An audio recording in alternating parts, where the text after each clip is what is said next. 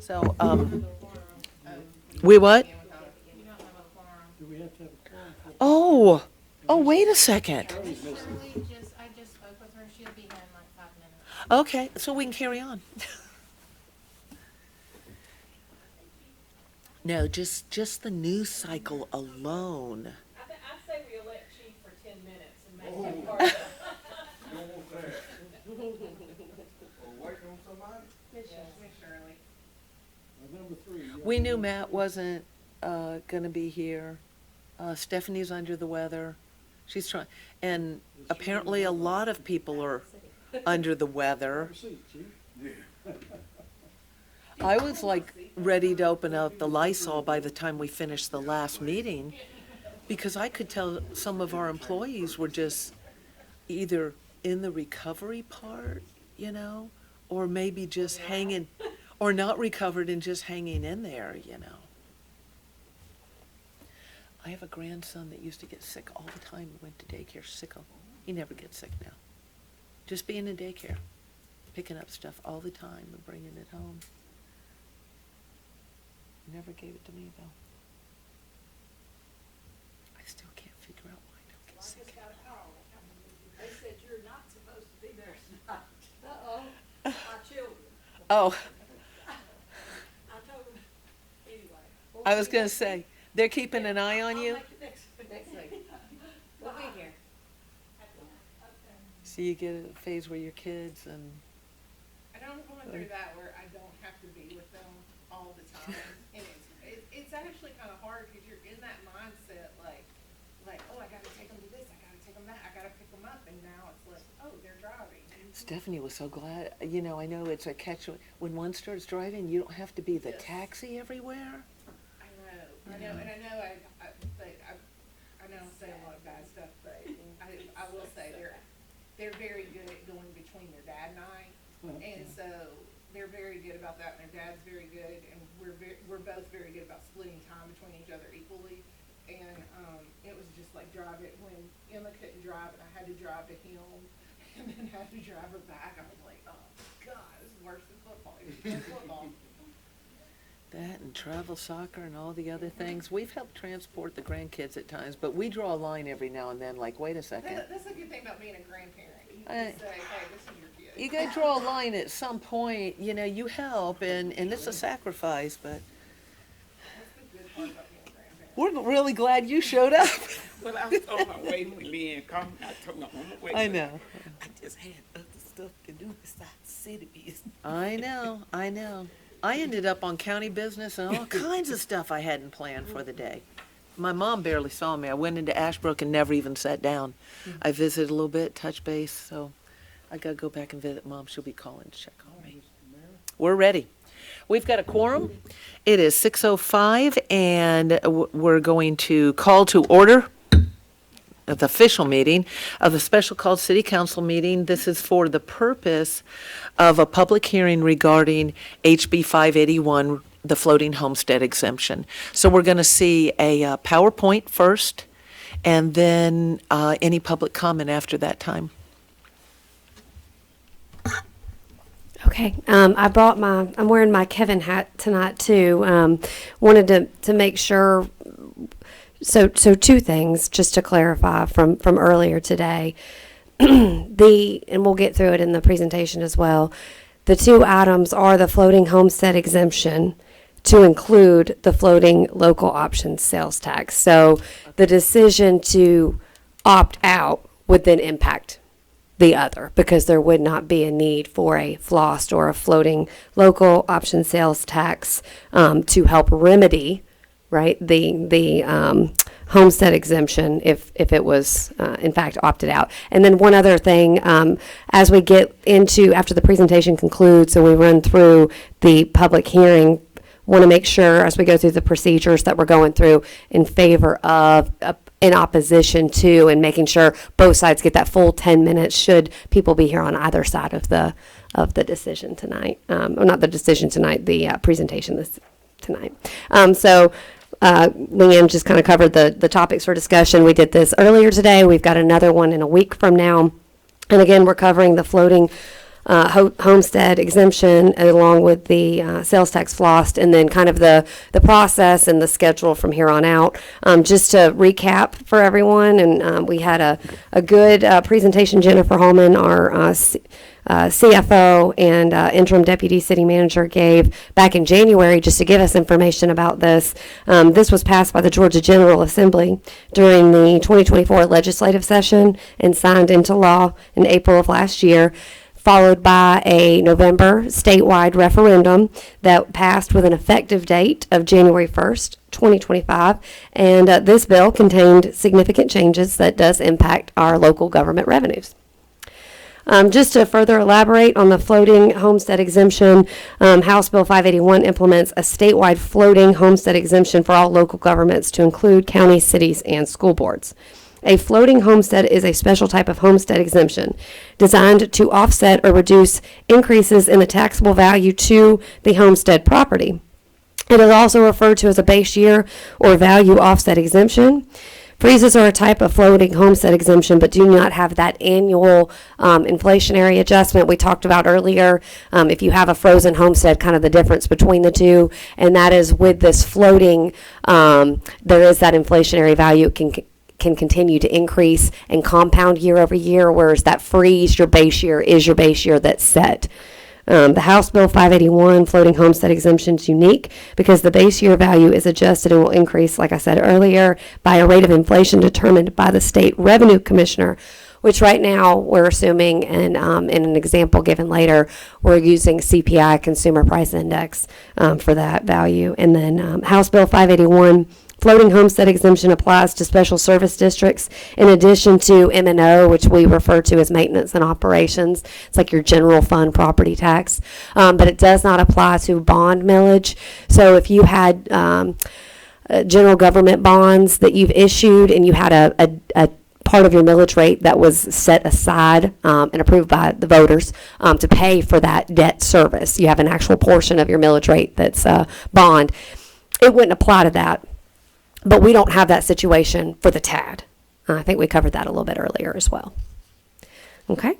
House Bill 581, the floating homestead exemption. Is the taxable value of a home may only increase at a rate of inflation each year. And essentially controlling this will control how much value a home can increase annually. Homeowners that are already granted a homestead will receive this exemption automatically, with 2024 being that base year assessed value. For homes first receiving the exemption in later years, the base year assessed value will be the assessed value for the immediately preceding year. The value will be reset when the home is sold, and will continue to adjust with a substantial property change. So I think the example I gave earlier was if you added a accessory dwelling unit, if you added a pool, some type of major renovation. Homeowners cannot transfer exemptions to new property, and non-homestead property, like commercial property, will continue to be valued at the fair market each year. This was just an example given, and the intent of it is to show that compounding value and how that compounding value in the base transitions down to that floating homestead exemption, so that your rate of your homestead exemption continues to increase by that inflationary value.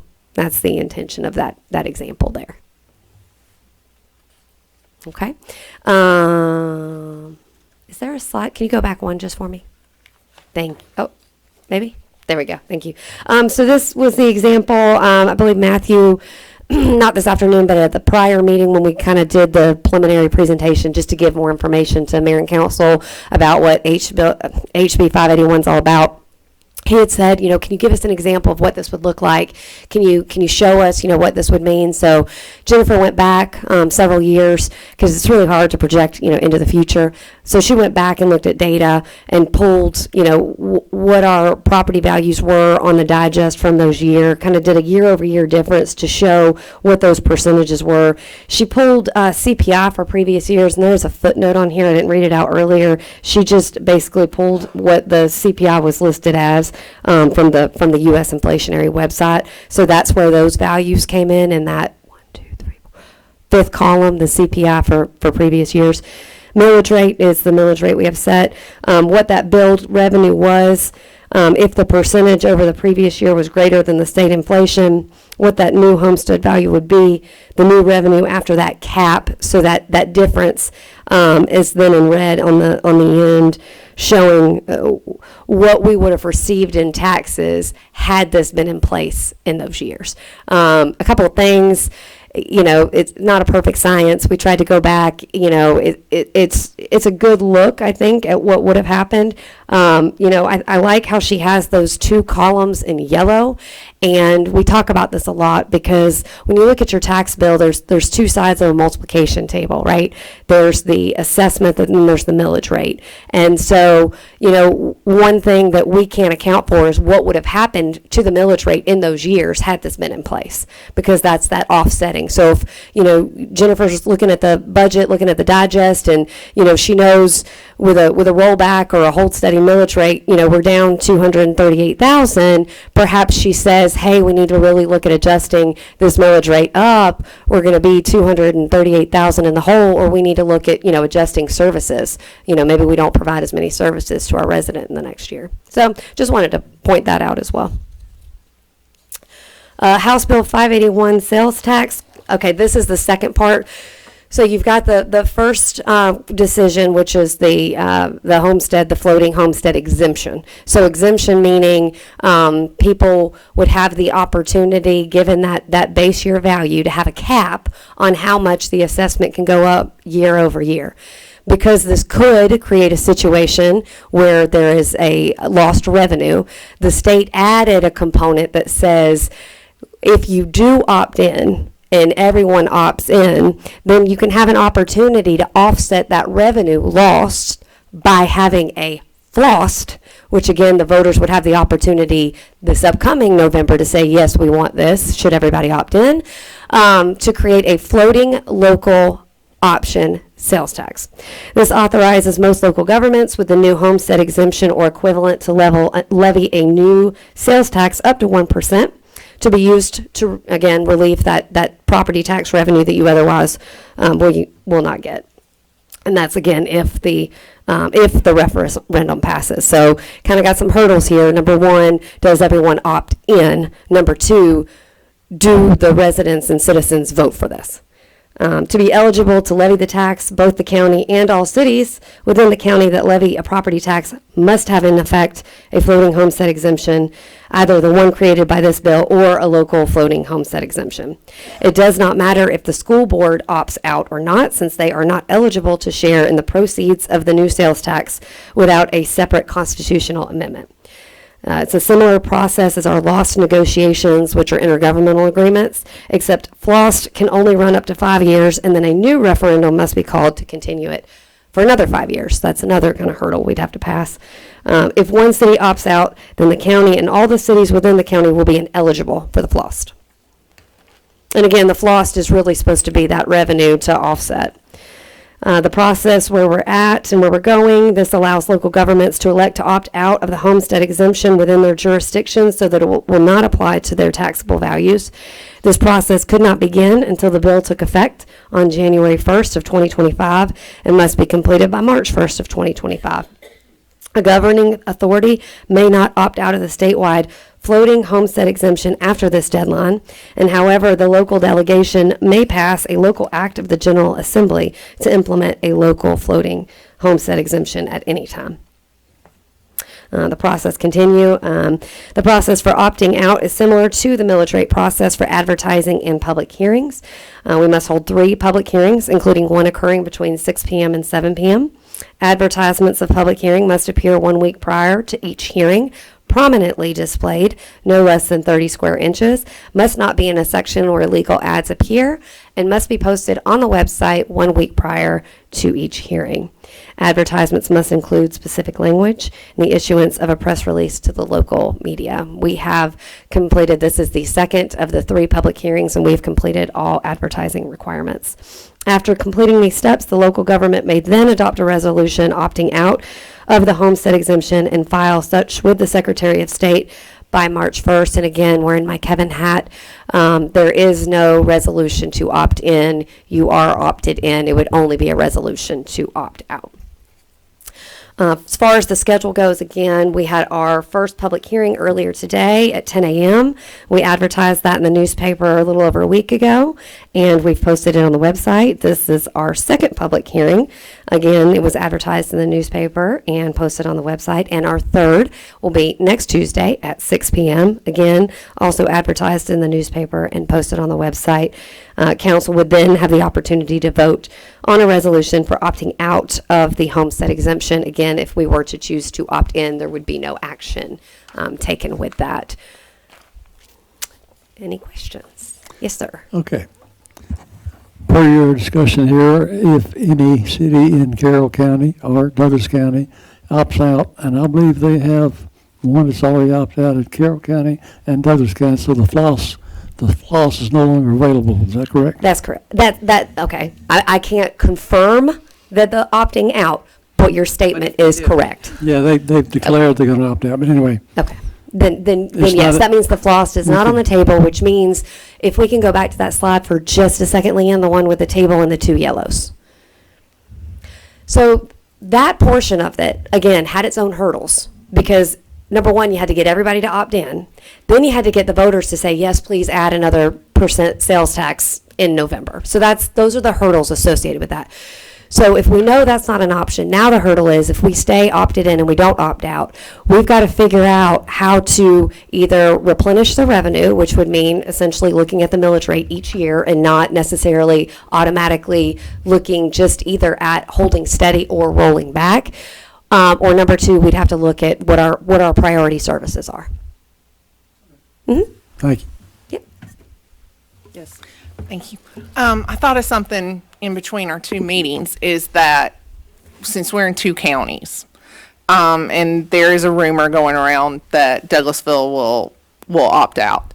So Douglas County will pay like we normally do.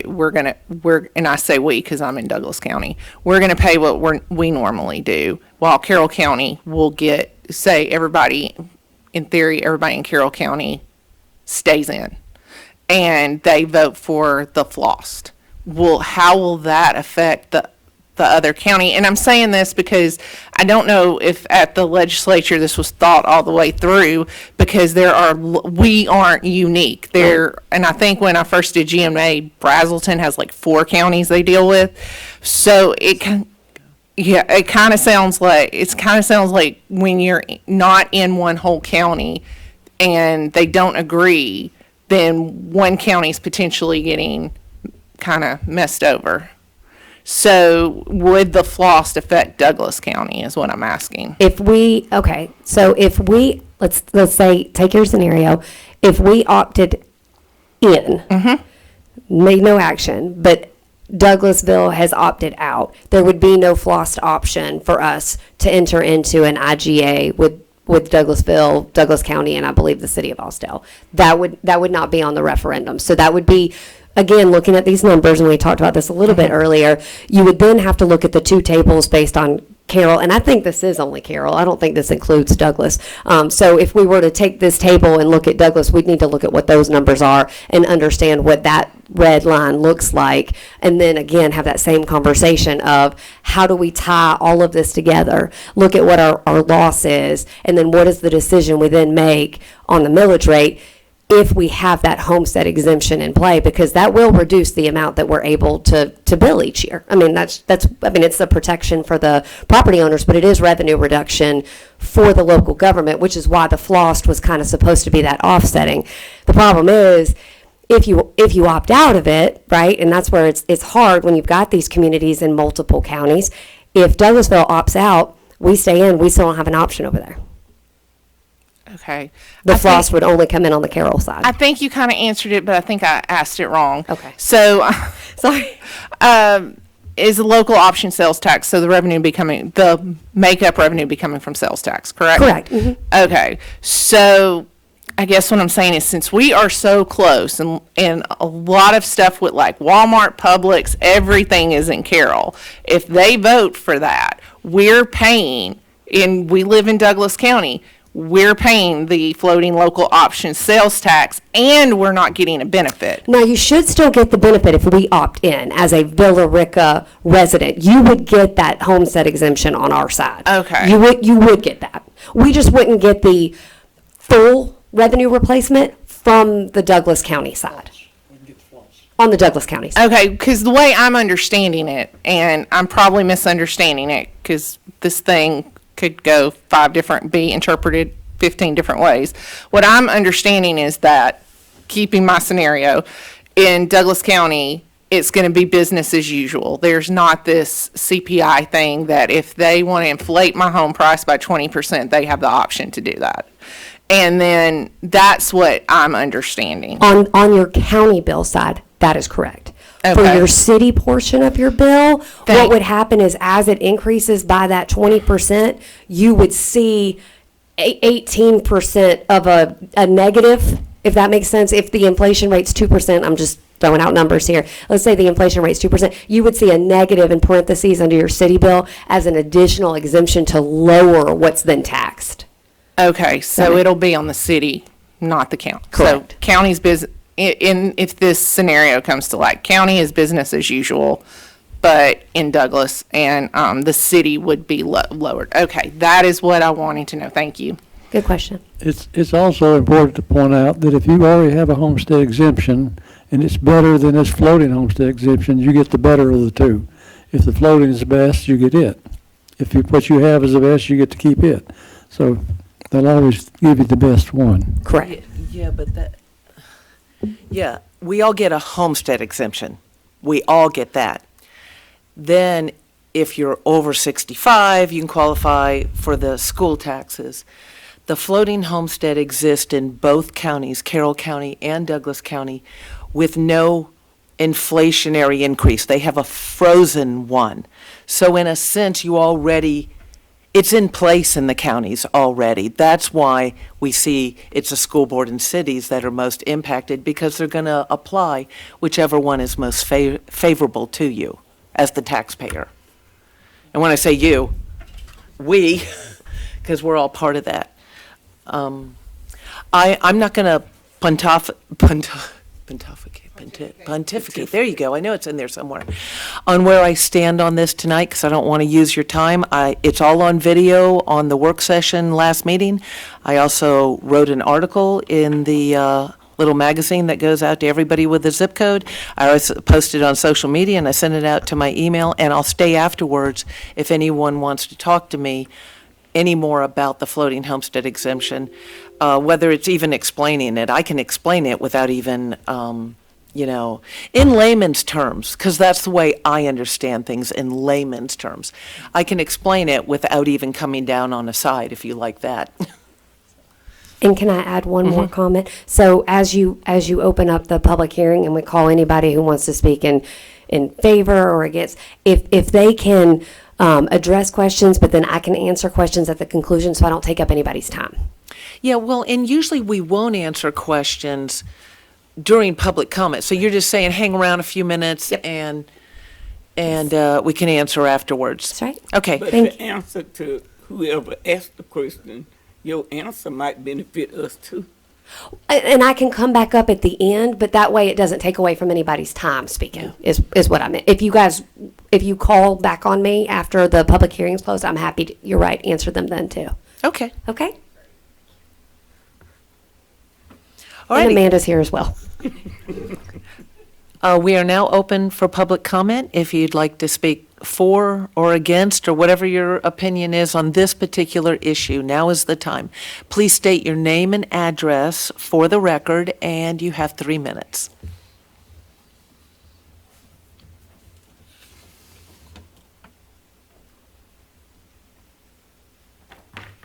Oh, wrong glasses.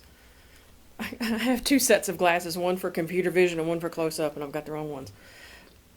Christy Chastain, 239 Berkeley Drive. I am speaking to encourage you all to remain opted in. The phrasing on that's odd, so that's how I phrased it. And the reason I would like for you guys to remain opted in is we have been in a period of unprecedented increases in property values, far outpacing the increases in the consumer price index, the inflation rate, by far. For example, in the past 10 years, I went back and looked at my assessed values on my home since 2014. The increase from 2015 to 2016, we'll kind of discount that because that was Carroll County doing a catch up because they had not been properly assessing properties for a number of years. But just as an example, from 2015 to 2016, my assessed value went up almost 50%. That same year, the consumer price index was about 1%. Over the years, my assessed values have gone up almost 16%, almost 13%, 7%, 12%, 15.5%, 10.5%. Luckily, in 2023, I had a successful appeal, so mine did not go up at all last year. Thank God. Consumer price index, over those years, the highest change was 8%. So nowhere near the double digits we're talking about with property values going up. Most years, it's about, on average, 2%. So what the numbers that you're seeing in the, quote, lost revenue that the city would receive means that you have been taking advantage of unprecedented tax increases over the last several years that in a normal period of time you wouldn't have. So all I'm asking is to take that into account. Operate on a normal increasing budget, which remaining opted in would call for. Thank you. Anyone else that would like to speak during public comment?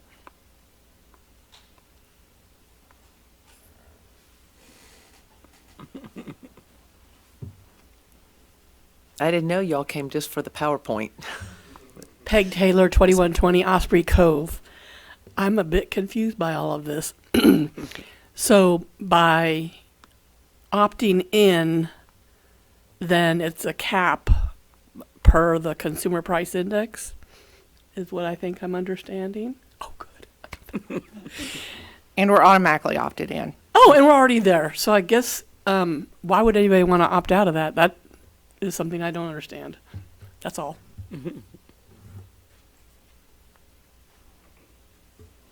Right, anyone else that would like to speak during public comment time?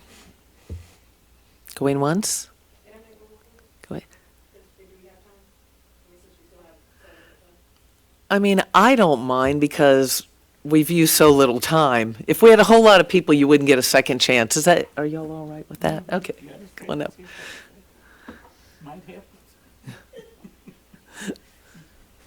So the only other comment I would make is to, honor the will of the voters who overwhelmingly said in November that they were in favor of this, and further honor the decisions of your sister cities, in particular Bowden and Mount Zion that we know of right now, who have said they are going to remain opted in. Honor their decisions as well. Thank you.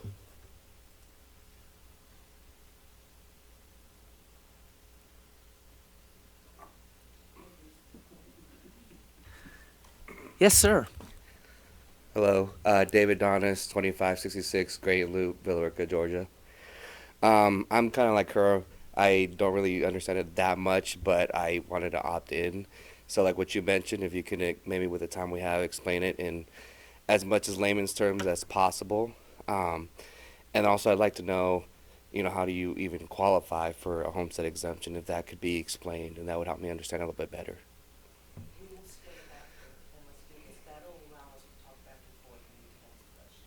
Okay, great.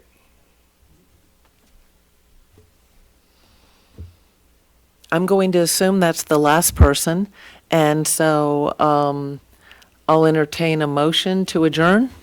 Do we need to? We didn't have one to do the agenda, but I will make I know, we motion. didn't even adopt the agenda. Yeah. I was totally off. Let me say before we adjourn that it doesn't make any sense at all not to give the people another option. We already opted in, we just don't want to opt out. So it makes sense just to give them the second option. If they want to use it, great. If it's to your benefit, it'll be good.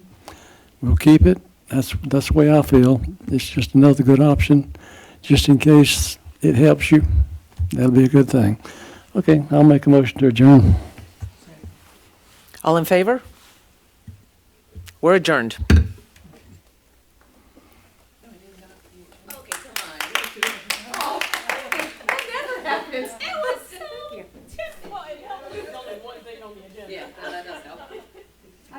3 hours mostly for like hours.